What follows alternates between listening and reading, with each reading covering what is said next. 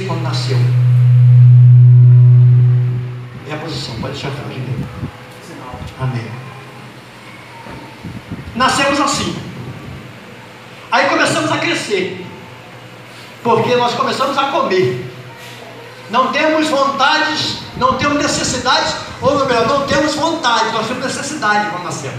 Ninguém tem vontade quando nasce, tem necessidade. Aí começamos a alimentar e começamos a crescer. Começamos a tomar forma.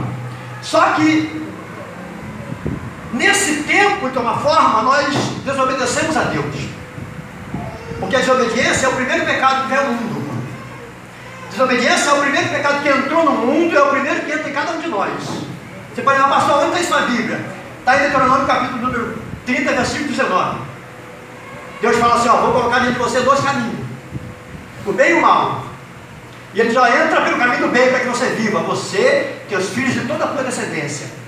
Aí nós fazemos a opção contrária à vontade de Deus. Aí Romanos, Paulo chega a Romanos e fala sobre isso.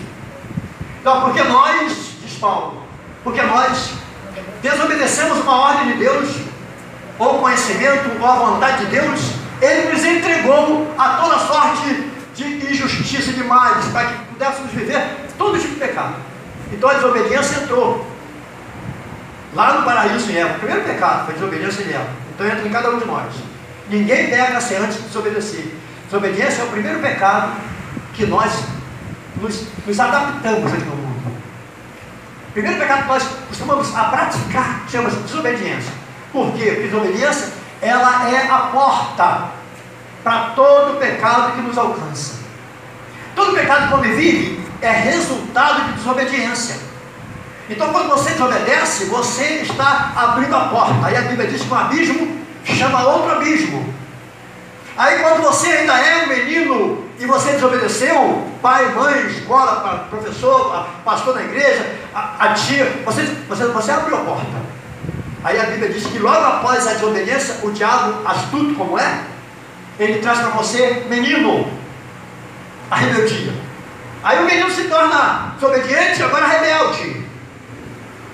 E você fala, mas pastor, eu vou dizer para você, é por isso que a Bíblia diz para ensinar o menino no caminho que deve andar. Quando falamos de menino desobediente, rebelde, a Bíblia fala, ensina o teu menino no caminho que ele deve andar. A Bíblia não manda ensinar o adolescente, ao jovem, ao adulto, manda ensinar o menino, porque essa é a fase da formação do caráter. Essa é a fase da formação da personalidade do menino, da menina. É quando ele deixa a inocência e entra na consciência. Aí ele vai formar o caráter, a índole vai ser formada nesse momento. Aí a Bíblia diz para ensinar o menino o caminho de andar. Aí nós crescemos sem aprender o caminho. Muitos de nós aprendemos o caminho da igreja, muitos de nós aprendemos o caminho da igreja, mas a Bíblia não fala para ensinar o menino o caminho da igreja ou do templo. A Bíblia vai ensinar o menino o caminho que ele deve andar. E qual é o caminho que o menino deve andar, pastor? É o caminho do temor do Senhor. É o caminho de obediência à palavra de Deus. Isso tem que ser ensinado. E nós não fomos. Aí nós fomos para o mundão. Aí ficamos rebeldes, mentirosos. Porque vai entrando, a porta está aberta. Nós abrimos a porta com a desobediência e ela ficou aberta. E por que, pastor, que não fechou? Por que não fechou? Porque não fomos ensinados que nós precisamos reconhecer o pecado, confessar, se arrepender e deixar o pecado. Porque para fechar a porta tem que se arrepender e confessar o pecado. Aí a porta é fechada. Mas nós não aprendemos. Eu falei na escola do Unigório, eu ensino na minha igreja hoje, que eu ministrei, e falei, é preciso ensinar a criança que ela peca. Dizer para ela que ela peca. Porque na nossa cultura a criança não peca. A cultura evangélica, a criança não tem pecado. Mas a Bíblia diz que quando você sabe o que está fazendo, e está fazendo o que você quer fazer, você está pecando. Ou está praticando mal, está pecando. E aí esse menino está crescendo com a porta aberta. Essa menina está crescendo com a porta aberta. Ela não precisa fechar. Mas vai para a igreja todo dia. Pratica, toca no grupo de louvor. Mas ela não foi ensinada que ela tem que se arrepender do que fez errado. Aí a porta está aberta. Aí está crescendo. Aí o adversário está trazendo malícia. Está trazendo a prepotência, está trazendo a inveja, está enchendo de pecado, porque pecado é bom, a carne gosta. Tudo que a carne quer é pecado. E quando ela se vê, ela que era um bolinho de barro bonitinho, agora é adolescente, não está querendo nada com a igreja. É um adolescente que cresceu na igreja, mas não quer nada com a igreja. Mas por quê? Não quer nada com a igreja, por quê? Está aqui passando um tempo, a cabeça não está aqui dentro, só o corpo. É o famoso crente girafa, né? O corpo está aqui na cabeça lá fora. Adolescente, jovem, na adolescência, esse menino, esse bebê que nasceu bonitinho, que agora cresceu de porta aberta, está cheio de coisa ruim, desobediência, rebeldia, mentira, inveja, malícia, ele está cheio de coisa ruim. Mas pastor, isso não pode acontecer na igreja, pastor. Acontece sim, acontece na minha. Acontece que quando eu vou pregar no presídio, lá onde trata dos dependentes químicos, a maioria do povo está lá é crente. Então acontece sim. Acontece de se envolver depois na droga, de traficar, de ser usuário. Acontece de ser fornicário, sim. Adolescente tendo relações sexuais, acontece sim, na igreja. Acontece. E o pecado vai entrando.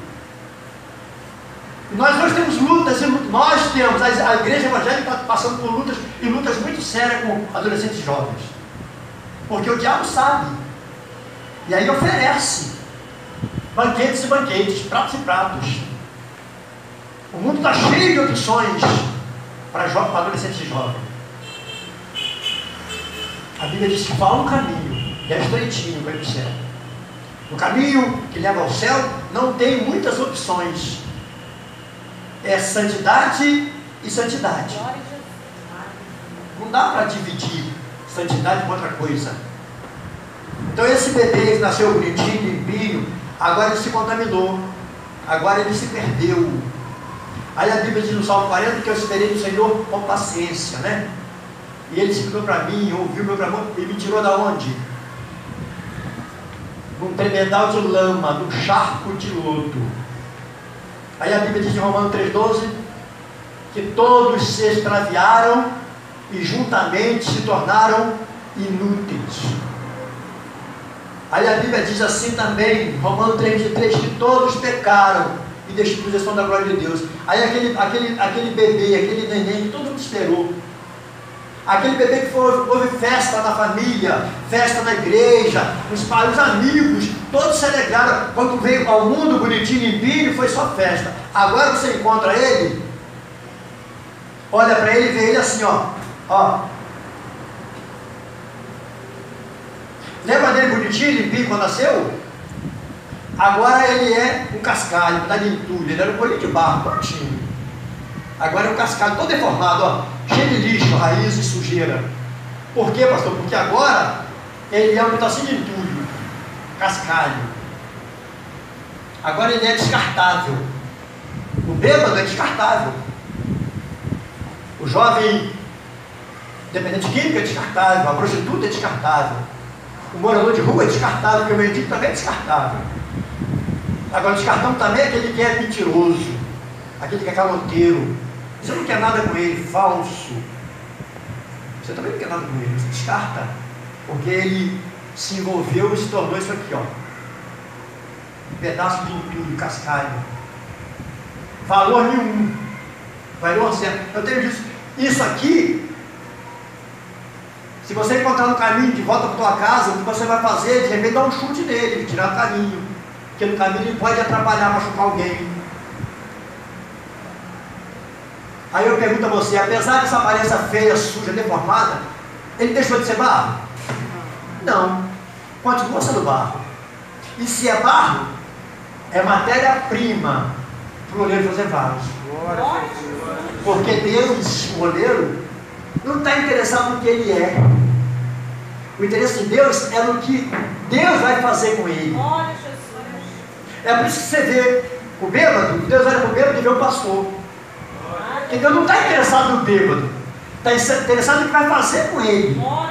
Aí você passa por um jovem que é viciado em droga, aí você olha para ele e vê um dependente químico. Aí Deus passa e diz, eu vou fazer dele um missionário. Sabe por quê? Porque Deus usa aquilo que não é. Glória a Deus. Para confundir aquilo que pensa que é. Glória a Jesus. De ter lá vassouriando e comendo a garrafa. O olheiro olha e diz assim: eu vou fazer dele um vaso. Vai me dar trabalho. Eu sei que vai me dar trabalho. Se não fosse trabalhoso, não precisava Jesus morrer. Se fosse fácil para Jesus me libertar, então Jesus morreu na cruz. E aí Papai do Céu escolhe. João 15,16 fala assim: não foi você que escolheu o Senhor, foi o Senhor que escolheu. Aleluia! Você nasceu eleito. Você nasceu eleito. Você nasceu eleito. E agora você é escolhido. Agora você é escolhido. É diferente. Ser eleito é uma coisa, ser escolhido é outra coisa. Agora você foi escolhido. Aí a Bíblia diz que onde abundou o pecado, superabundou a graça de Deus. Porque agora Ele te escolheu. E Ele vai derramar da graça sobre você e sobre mim. E aí começa o processo para transformar você no vaso.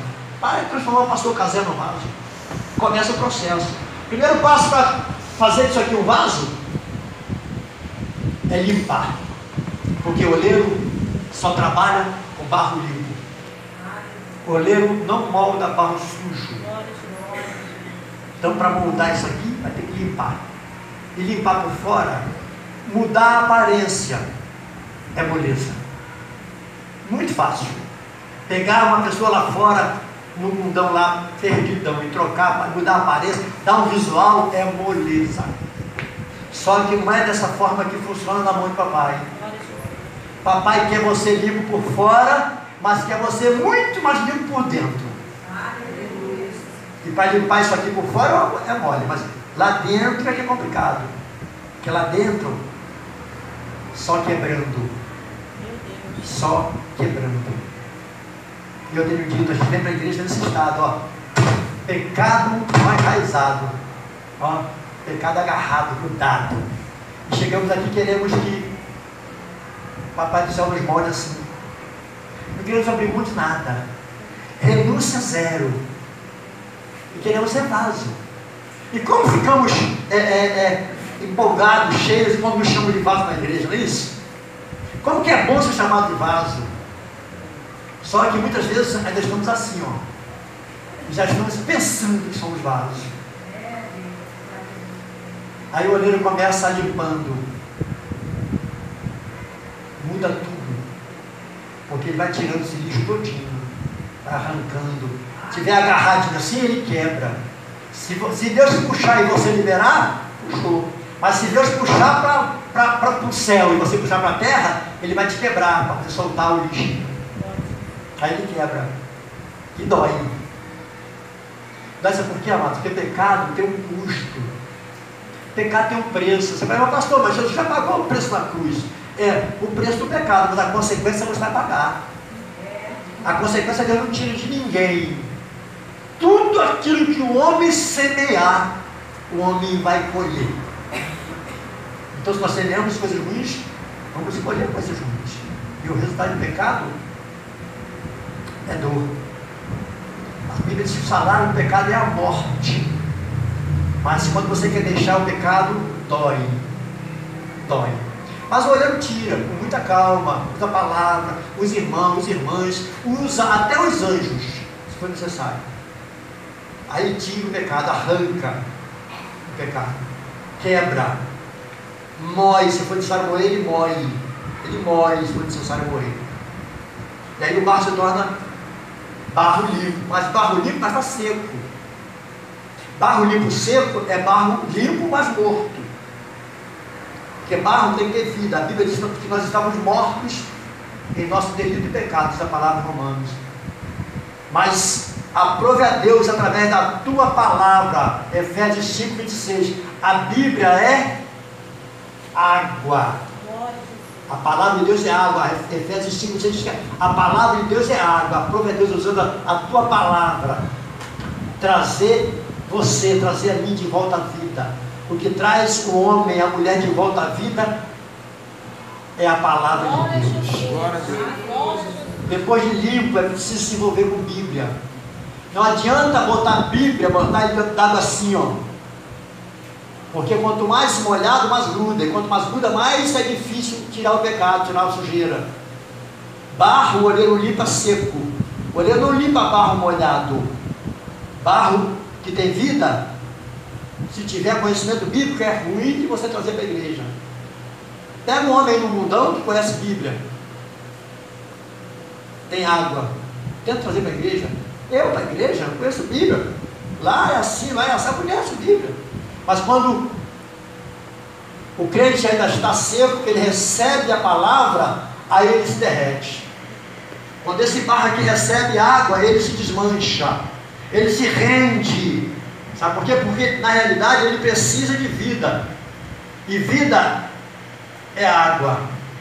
No barro é água. E você é Bíblia. Bíblia. E depois que isso aqui está mole, desmanchou, é hora de provar ele, porque aí vai começar o processo.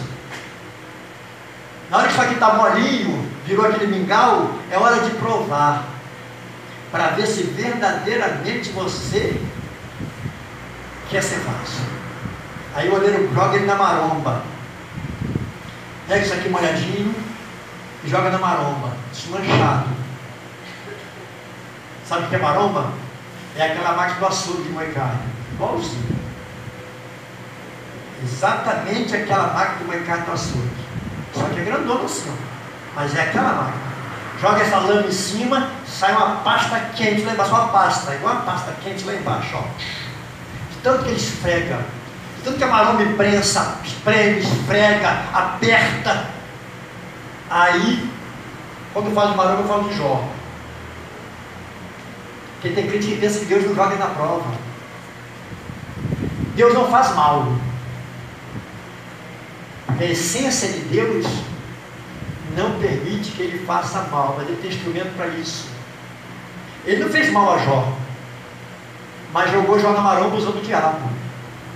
Aí tem hora que o diabo está fazendo na nossa vida, nós pensamos que não, é Deus que está permitindo. Tem hora que Deus está provando a vida do crente usando o diabo. Está na Bíblia. Ué, ele usou o diabo para provar Jó, para dizer que o diabo vai falar, nesse eu confio. Pode, vai lá, só não mexe, pode mexer em tudo, não tira os dentes.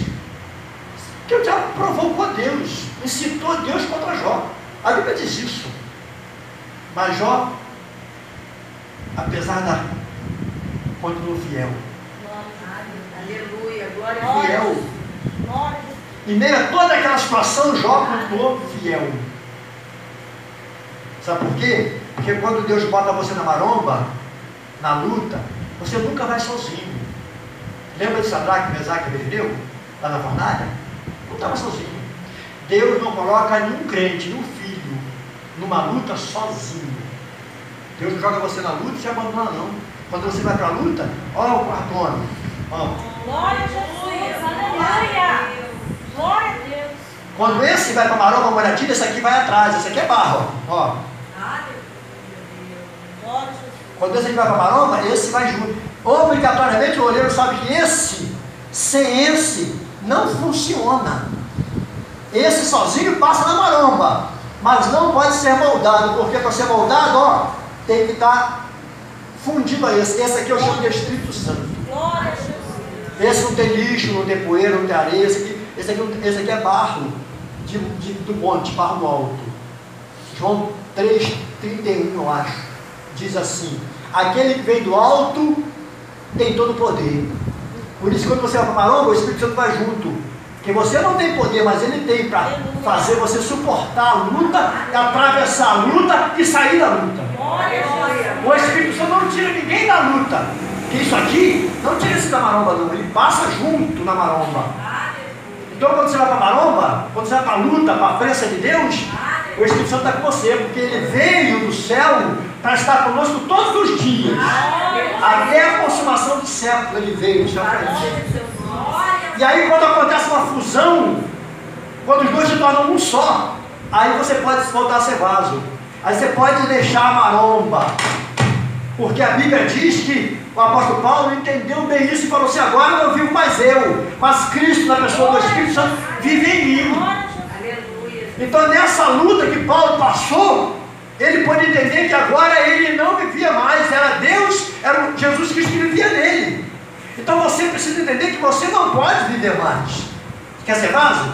Então tem que ser o Espírito Santo que tem que viver em você. Aí eu tenho dito assim, olha só, o Espírito Santo não tem que estar com você. O Espírito Santo tem que estar em você. O Espírito Santo com você é isso aqui, ó. Ele está com você. É o crente que está vivendo de visita do Espírito Santo. Um dia o crente está bem, cheio de alegria, né? Cheio de poder. No dia seguinte, ele está vazio, derrotado. Aí passa um tempinho e você encontra o mesmo crente, ele está cheio de alegria de novo. Está vivendo de visitação do Espírito Santo. Esse é o crente hotel, crente pousada. Mas a Bíblia diz que nós fomos chamados para ser morada, habitação de Deus. Ninguém foi chamado para ser um hotel, para ele vir. O Espírito Santo veio visitar você, veio para ficar. Ele veio para visita mesmo. Só que a intenção de Deus é que ele habite em você. Mas pastor, por que ele vai embora, pastor? Porque ele encontra a casa ocupada, tem lixo para o tapete, tem um monte de coisinha escondida ainda, ele vai embora. Apesar de ter passado por toda a situação, nós conseguimos reter coisinhas que não abrimos mão. A Bíblia diz que o nosso íntimo é muito ruim. O nosso íntimo, o nosso interior é ruim. A Bíblia fala que Sara, Abraão recebeu a visita do anjo e disse para ele: Abraão, você vai ser pai, daqui a um tempo vou voltar e Sara, tua mulher, vai gerar e vai te dar um filho. A Bíblia diz que ela estava atrás de uma cortina na tenda e ela deu gargalhada, porque já tinha cessado o costume de mulher, já estava com 99 anos e ela não acreditou na promessa do anjo de Deus. E Abraão sabia que era um anjo. E Sara não creu na promessa de Isaac. Isaac viria. Isso é íntimo ruim. Íntimo ruim. Nós oramos, dizemos que cremos, mas não cremos. A Bíblia fala que Pedro estava preso e a igreja fazia constante oração por Pedro. E quando Pedro sai da cadeia, que Jesus solta Pedro, e Pedro sai da cadeia e bate na porta, e vem alguém atender e volta lá e fala: é Pedro. Que Pedro? Pedro está preso. Íntimo ruim. Incredulidade mora em nós. Como que eu oro para Pedro soltar, para soltar Pedro, e Pedro é solto, e eu digo que não é Pedro, que Pedro não está solto? Então precisamos orar e crer. É Pedro, está aí na porta. Abre a porta, manda ele orar, manda ele entrar para a gente agradecer, porque nós oramos para ele ser solto. Não pode ser Pedro, Pedro está preso. Aí Pedro está aí na porta. E a igreja está orando para soltar Pedro. Então nós somos ruins. Aí pensamos: poxa, o culto foi uma maravilha, uma bênção, o culto foi cheio do poder de Deus, que alegria, que unção, que presença. Aí chega em casa, qualquer situação de menor que seja, toma vazio de novo. Agora, quando acontece uma fusão, aí você sai da maromba, que você sai assim, ó.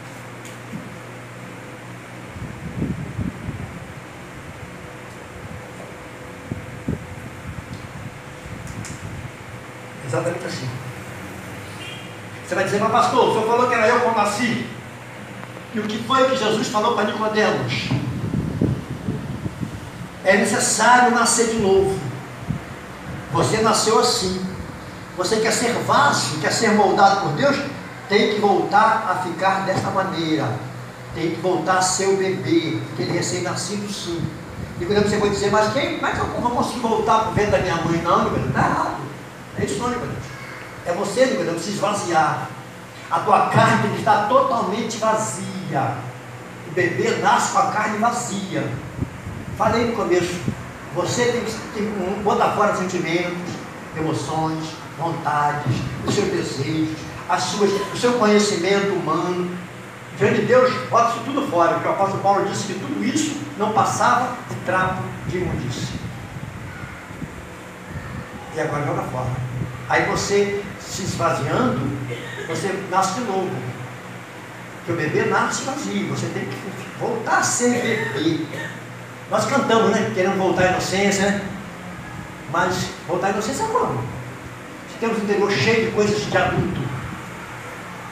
Se temos vontades que nós não conseguimos abrir mão. Tem situação na nossa vida que nós não conseguimos dizer não, nem para gente, por isso eu até falo dizer não, nem para a gente não conseguimos dizer não. Tem coisas dentro de nós que nós não conseguimos abrir mão. Mas para ser moldado tem que ser barro limpinho, bebê, purinho. Aí pode ser barro. Aí pode ser moldado. Isso aqui pode ser moldado. Mas para moldar isso, primeiro tem que existir eu. Para moldar esse rapaz aqui, primeiro tem que ter eu. Então, para você ser vaso, primeiro você tem que ter Deus na tua vida. Senão você não pode ser vaso. Depois do oleiro, que é o primeiro passo, o segundo passo para moldar um vaso, ó, é água. Sem água eu não faço. Sem água, sem isso aqui, é impossível moldar isso. Sem Bíblia, sem a palavra de Deus na tua vida, é impossível Deus fazer alguma coisa na tua vida. Você pode receber as bênçãos naturais, o sol, a chuva, o vento, isso é natural. Agora, para você receber a bênção sobrenatural, você tem que estar envolvido com a palavra de Deus, obediente à palavra de Deus. Só esses,